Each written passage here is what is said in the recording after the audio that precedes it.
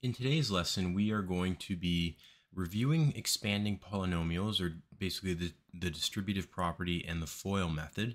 It's kind of an introduction into our polynomial functions unit, which will be incorporating some of these concepts. So this should be a little bit of a review from grade 9 and 10, but we will review it just in case we have forgotten. So what we want to do is simplify the following expressions here. And we're going to use that by using either the distributive method or distributive property and the FOIL method. So all that it's simply saying, if I have something multiplying into a bracket, so for example, 4 times x plus 2, the x plus 2 is in brackets, what that means is that I have to take the 4 and multiply it to both parts. So this would get broken down into 4 times x plus 4 times 2, which would then simplify to 4x plus 8.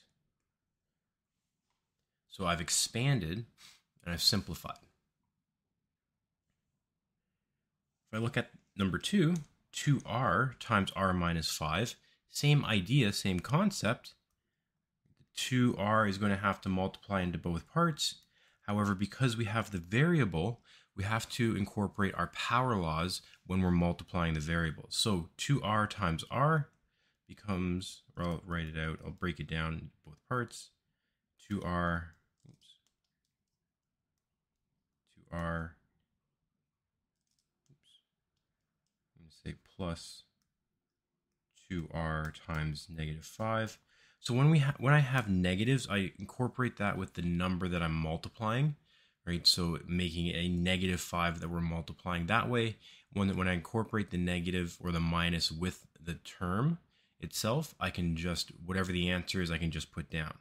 If I did minus out here, then I might have to cancel out some signs, things like that, or double signs.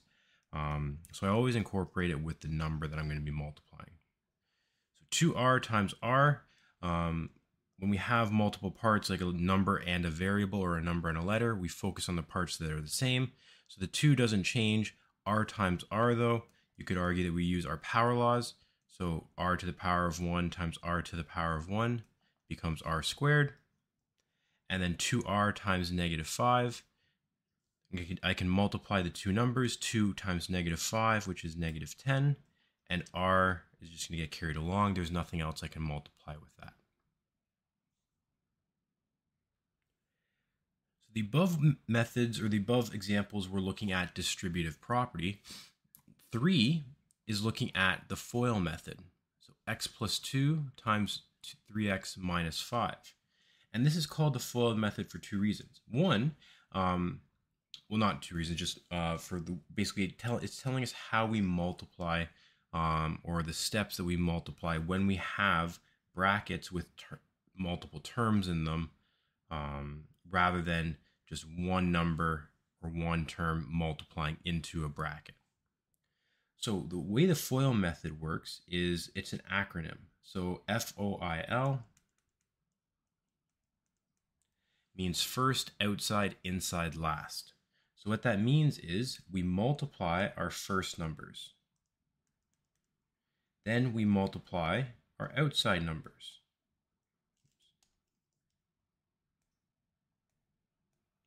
Then we multiply our inside numbers, and then we multiply our last numbers. So first numbers, the first 2 numbers or the first 2 terms in our brackets, then the outside numbers in our brackets, then the 2 inside, and then the 2 last terms. So x times 3x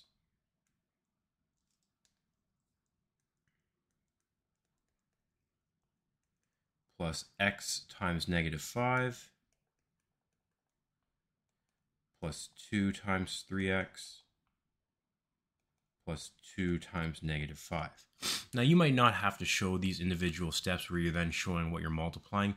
If you show the arrows, you might be able to then just go right into that step. Look, I'll show you in another example. But x times 3x is 3x squared. X times negative 5 is negative 5x. 2 times 3x is 6x. and 2 times negative 5 is negative 10. Once I've done that, now I can go and actually look for like terms, right? I can simplify it a bit further. These two terms are considered like terms. They have the same letter, same variable and exponent. So I can combine them to make that 3x squared negative 5x plus 6x is plus 1x minus 10. So that's my simplified form.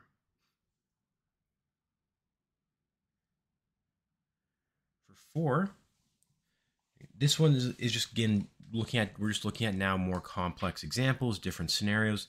So if I'm multiplying something that has multiple components, numbers and letters, focus on the parts that are the same when you multiply.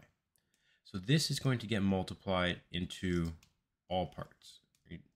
Distributive property says that has to get multiplied to everything. We can see 3abc squared has 3 different letters. Right? Some of the numbers that we're multiplying into do not. They only have 1 or 2. So we're going to focus on the parts that are the same. So I can focus on the numbers.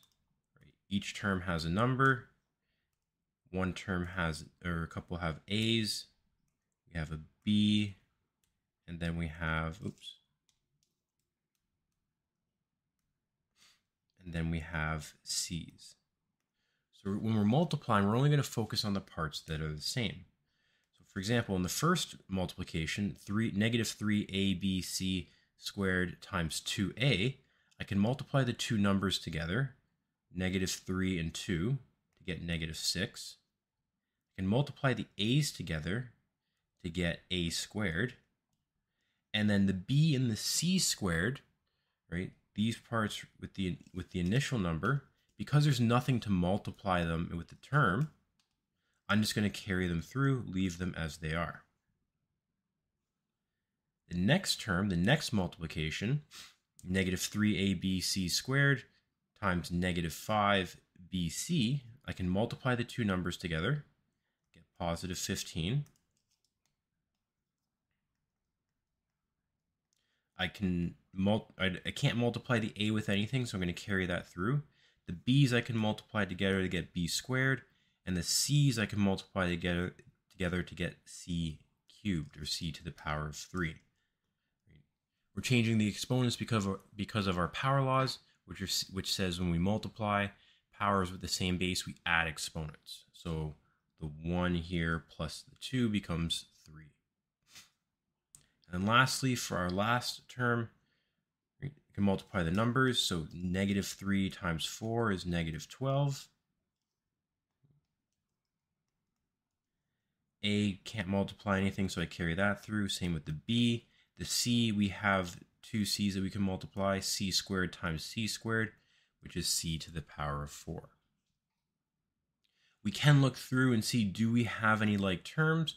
Right, so we're looking for the same letter and exponent, right? We can see that they all have an A, B, and C, but if we look closer, we see that the exponents are not the same. Right? The first one has A squared and C squared with just a 1 on the B. No other term has that. The second one, the A has an exponent 1, B is squared, C is cubed. No other term has that. Right? And then lastly, for the last one, A and B have an exponent 1, C has an exponent 4. No other term has that. So these are all different. I can't add them together. I'm going to leave them as is. So this is as simplified as I can get.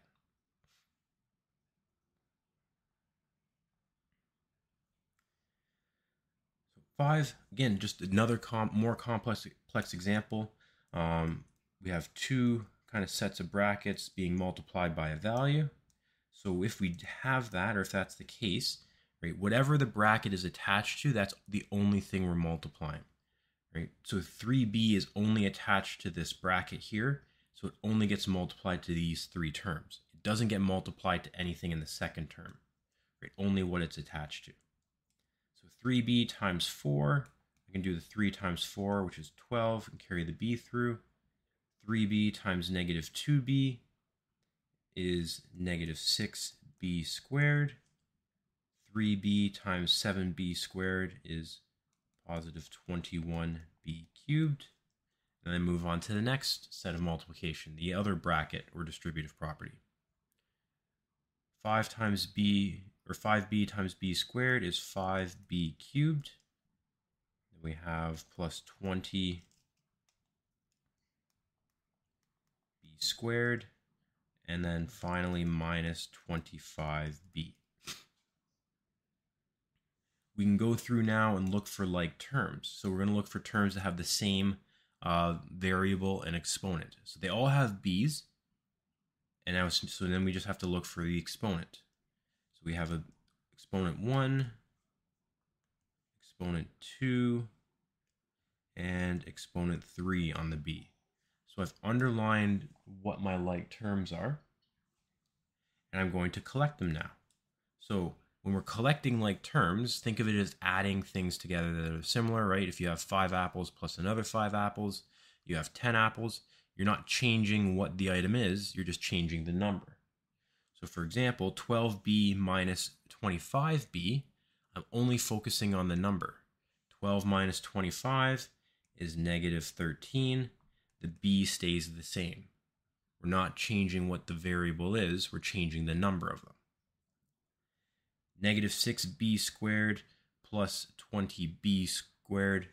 So we have plus 14b squared. Again, change only the number when we're collecting like terms or adding and subtracting, not the variable. 21b cubed plus 5b cubed. We have positive 26b cubed. Now, a good rule of thumb, generally when you're writing it out or when you have multiple terms, you do want to put them in order from the highest exponent or the highest degree to the lowest. Right? So I'm going to rewrite this as 26b cubed plus 14b squared minus 13b. Right? So you do want to make sure, just kind of a good rule of thumb, right? Highest exponent or degree first.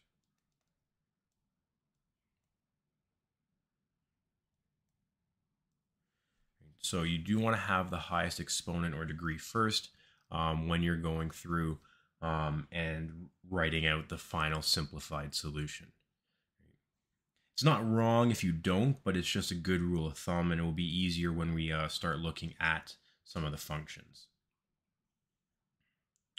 So last one, so we have brackets within brackets. You could take the -3 and multiply it through into both brackets. So 3 times the 2x, -3 times the 1, times the -3x, or times the 3x, times the -5. I'm going to multiply the inside first. Technically, you should be multiplying the inside first, right, if you follow BEDMAS. So I'm going to multiply the inner brackets first. So I'm going to use, again, the FOIL method, first, outside, inside, last. So I'm going to leave the -3 out front. That's not going to do anything yet. 2x times 3x is 6x squared. 2x times -5 is -10x.